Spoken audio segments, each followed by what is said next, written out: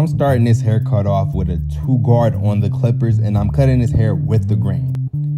I may be going to barbering school, so if I make that move this year, then you'll see a lot more haircutting videos from me. At this point, the haircut is basically evenly cut all around.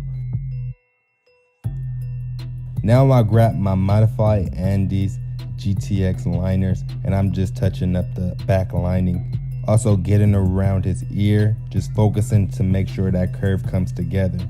Also grab my clippers right here, and I just kind of chip away at the line around that area near the ear, because some of the hair sticks over the line. I'm chipping off those hairs that tend to flow over the line, so that makes that line around that area a lot more crispy. You also see me using my CMB brush, the circle brush, to knock off hairs in that area. That brush is really good for doing that, and that allows me to just kind of see the true lining. I also switch to my other liners occasionally to just trim up certain parts of his face. People's faces are pretty sensitive, you know what I'm saying? And so I like to use those when I trim the facial hairs, because it causes less irritation. The blade doesn't cut as close, and that's just something I do. So now I'm around the neck lining on the backside. I'm just gonna touch it up and try and get it, you know what I'm saying, looking nice. So now I'm starting this taper.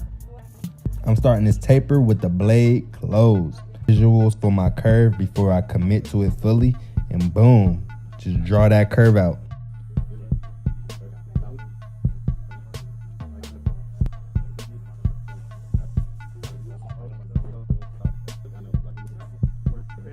Now we starting this lineup, man. I just want to let y'all know, like, I'm getting much more confident with my cutting skills.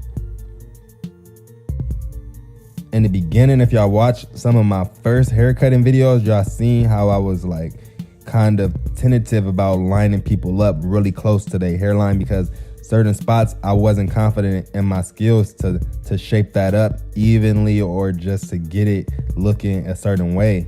And so I would just leave certain spots alone. Now I feel like I'm much more confident in my ability to get crispy lines and make them look nice and sharp and even. The thing I could say though is that I can use a little bit more experience and time to just get to the point where I could just do it in one smooth, fluid motion. So this is the final results. Check it out. What y'all think about that taper? One thing I can say about this cut is that it was my first time cutting his hair.